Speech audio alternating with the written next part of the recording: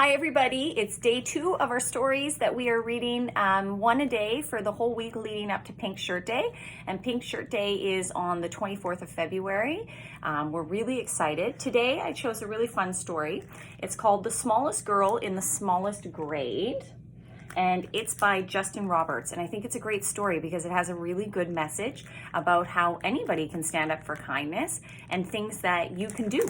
So here we go.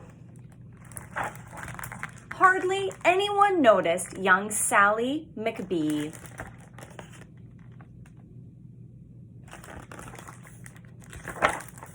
She was the smallest girl in the smallest grade.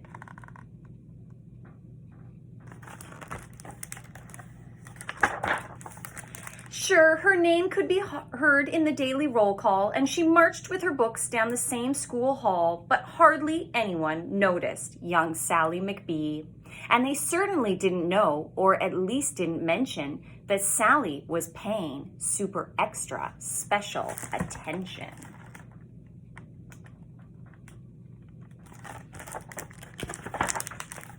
To the abandoned kite with the tangled string, to the 27 keys on the janitor's ring, to the leaves as they turned green to gold in the fall, to the time Tommy Torino was tripped in the hall.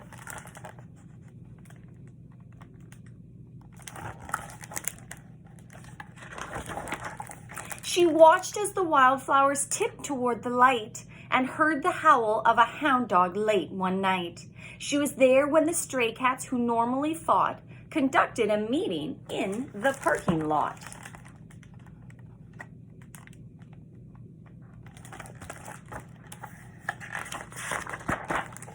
She saw Kevin McEwen get pushed off a slide and the oncoming tears that he wanted to hide.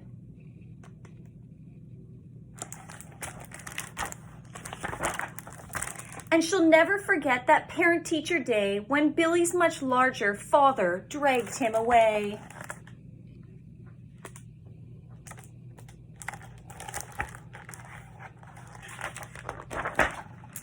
But through all the mean words and all the cold stares, no one even noticed that Sally was there. And they certainly didn't know, or at least didn't mention, that Sally was paying super extra special attention.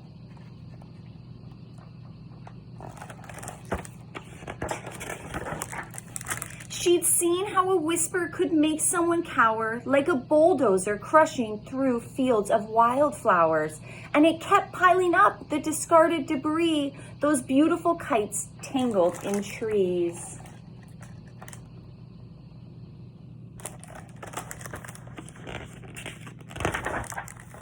So on February 3rd at 11:29, Sally stepped straight out of the lunchroom line. She said, "I'm tired of seeing this terrible stuff. Stop hurting each other. This is enough." Now, a few laughed out loud or didn't care that there was some girl with her hand in the air. But then something super extra special happened that day as Howard O. Henry suddenly set down his tray.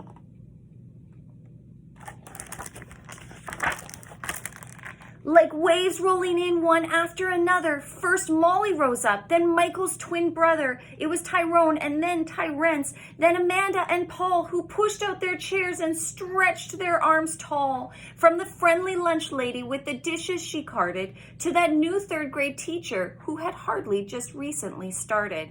Yes, everyone there, even Principal Claire, had joined little Sally with their finger in the air.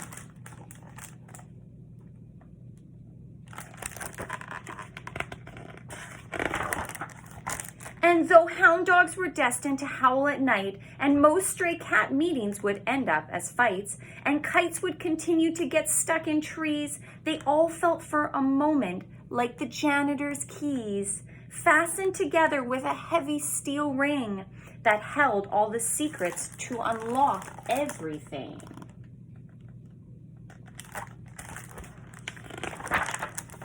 As the world returned to the way that it was, Sally noticed the difference, as she usually does, when Billy paused briefly to open the door for Mrs. O'Connell and 17 more, or when Molly scooched over to make some space on the coral riser for Ellen and Grace. These moments that often get taken for granted, a wildflower appearing that no one had planted.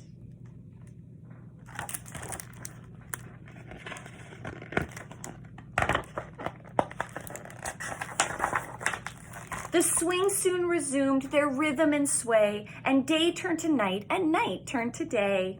People remembered and would quite often mention that Sally had been paying super extra special attention, and how the world could transform and change could be made by the smallest girl in the smallest grade.